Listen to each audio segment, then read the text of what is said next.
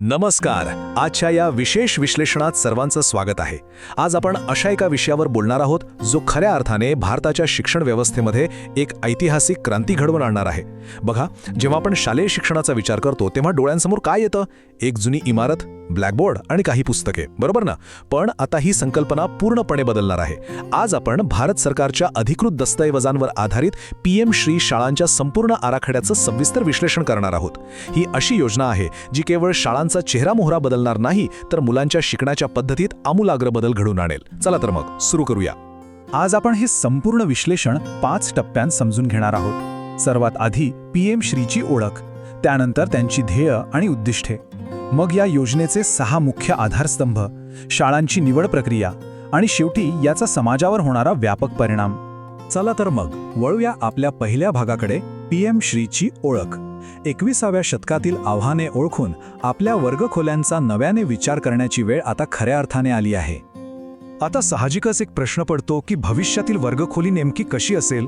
ती केवळ 4 भिंतींपुरती मर्यादित राहील की तिथे तंत्रज्ञान, सृजनशीलता आणि प्रत्यक्ष अनुभवातून शिकण्याची संधी असेल? आजचं जग इतक्या वेगाने बदलतंय की केवळ पुस्तकी ज्ञान आता पुरेसं नाहीये. आणि याच प्रश्नाचं अचूक उत्तर म्हणजे PM श्री शाळा. PM श्री म्हणजेच PM schools for rising India. सोप्या भाषेत सांगायचं तर ही काही जुन्या इमारतींना नुसता रंग लावण्याची योजना नाहीये, तर राष्ट्रीय शैक्षणिक धोरण म्हणजेच राष्ट्रीय शैक्षणिक धोरण 2020ची सर्व तत्त्व प्रत्यक्ष अंमलात आणून दाखवणाऱ्या आदर्श शाळा निर्माण करण्याची ही एक अतिशय मोठी केंद्र पुरस्कृत योजना आहे. आता एक रंजक आणि महत्त्वाची गोष्ट म्हणजे आपण जी काही माहिती आज पाहतोय ना, ती थेट शिक्षण मंत्रालयाच्या अधिकृत मार्गदर्शक तत्वांमधून घेतलेली आहे. त्यामुळे हे संपूर्ण विश्लेषण अगदी ठोस आणि धोरणात्मक माहितीवर आधारित आहे. आता वळूया दुसऱ्या भागाकडे, जिथे आपण या योजनेची ध्येय आणि उद्दिष्टे आणि उत्कृष्टतेची व्याप्ती समजून घेणार आहोत. 14,500. हो, हा आकडा नीट लक्षात ठेवा. या संपूर्ण योजनेचं मुख्य उद्दिष्टच हे आहे की देशभरातील तब्बल 14,500 पेक्षा जास्त विद्यमान शाळांचं अपग्रेडेशन करणं, म्हणजे अशा शाळा तयार करणं जिथे प्रत्येक विद्यार्थ्याला अगदी सुरक्षित, उत्साहवर्धक आणि सगळ्या सोयीसुविधांनी युक्त असं वातावरण मिळेल. खरोखर हे एक प्रचंड मोठं पाऊल आहे. आता तुम्हाला प्रश्न पडला असेल की हे सगळं कसं होणार, तर त्यासाठीच आपण पाहणार आहोत आपला तिसरा टप्पा, शैक्षणिक अनुभव उंचावणारे 6 मुख्य आधारस्तंभ. या शाळांचा पाया या 6 मुख्य स्तंभांवर उभा आहे. म्हणजे फक्त भौतिक सुविधा नाही, तर अभ्यासक्रम कसा असेल, पायाभूत सुविधा, शिक्षकांचं प्रशिक्षण, सर्वसमावेशकता म्हणजे मुलगा-मुलगी असा कोणताही भेदभाव नसणे, शाळेचं प्रशासन कसं चालतं आणि सर्वात महत्त्वाचं, विद्यार्थी आणि पालकांचं समाधान.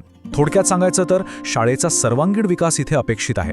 धोरणातील हे एक वाक्य खूप काही सांगून जातं. शिक्षणाची वाटचाल कमी आशयाकडून विचार कसा करावा हे शिकण्याकडे असायला हवी. म्हणजे बघा, नुसतं पाठांतर करून परीक्षेत पास होण्याला आता काहीही अर्थ उरलेला नाही. आता भर दिला जाईल तो 21व्या शतकातील कौशल्ये आणि तंत्रज्ञान, विज्ञान, कला यावर आधारित शिक्षणावर. मुलांना स्वतः विचार करायला शिकवणं हेच या मागचं मुख्य सूत्र आहे. प्रत्यक्ष बदलांचा विचार केला तर आता तुम्हाला या शाळांमध्ये स्मार्ट क्लासरूम्स, आधुनिक प्रयोगशाळा आणि अगदी स्वतंत्र वैद्यकीय सुविधा म्हणजेच इन्फर्मरी सुद्धा दिसतील. तंत्रज्ञानाचा असा वापर होईल की ज्यामुळे शिकण्याची प्रक्रिया खूपच रंजक आणि आनंददायी होईल. आणि विशेष म्हणजे नुसतंच तंत्रज्ञान नाही, तर पर्यावरणाचं भानही राखलं जाणार आहे. या शाळा ग्रीन स्कूल म्हणून विकसित केल्या जातील. म्हणजे तिथे सौर पॅनल, LED दिवे आणि विद्यार्थ्यांसाठी पोषण बागा म्हणजेच न्यूट्रिशन गार्डन्स असतील. निसर्गाशी थीट जोडून घेणार हे शिक्षण खऱ्या अर्थाने भविष्यवेधी असेल.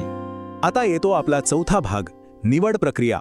लाखो शाळांमधून या काही हजार शाळांची निवड कशी होणार, यासाठी एक अतिशय पारदर्शक पद्धत वापरली जाणार आहे. ही प्रक्रिया 3 टप्प्यांत पार पडेल. सुरुवातीला राज्य सरकारांना राष्ट्रीय शैक्षणिक धोरण राबवण्याबाबत केंद्रासोबत एक सामंजस्य करार करावा लागेल. त्यानंतर काही प्राथमिक निकषांवरून शाळांची एक यादी बनेल आणि शेवटी या पात्र शाळांना प्रत्यक्ष एका कठोर स्पर्धेत उतरावं लागेल, म्हणजे स्वतःला सिद्ध करावं लागेल. पण बघा, या स्पर्धेत भाग घेण्यापूर्वी काही गोष्टी अगदी सक्तीच्या आहेत. शाळेची पक्की इमारत असलीच पाहिजे. दिव्यांगांसाठी रॅम्प असायला हवा. मुलामुलींसाठी स्वतंत्र स्वच्छतागृह आणि पिण्याचं शुद्ध पाणी असायलाच हवं. या मूलभूत गोष्टी नसतील तर ती शाळा या स्पर्धेत भागच घेऊ शकणार नाही. यात कोणतीही तडजोड नाही. आता यातला सर्वात महत्त्वाचा आणि पारदर्शकतेचा मुद्दा म्हणजे गुणांची विभागणी. अंतिम फेरीमध्ये निवड होण्यासाठी ग्रामीण भागातील शाळांना किमान 60% गुण मिळवणं आवश्यक आहे, तर शहरी भागातील शाळांना किमान 70%. भौगोलिक परिस्थितीचा विचार करून केलेली ही विभागणी खरोखरच कौतुकास्पद आहे, नाही का? आता येऊया आपल्या शेवटच्या आणि अत्यंत महत्त्वाच्या टप्प्याकडे, व्यापक परिणाम, ज्याला आपण रिपल इफेक्ट म्हणतो. या योजनेचा उद्देश फक्त एका शाळेपुरता मर्यादित नाही आहे.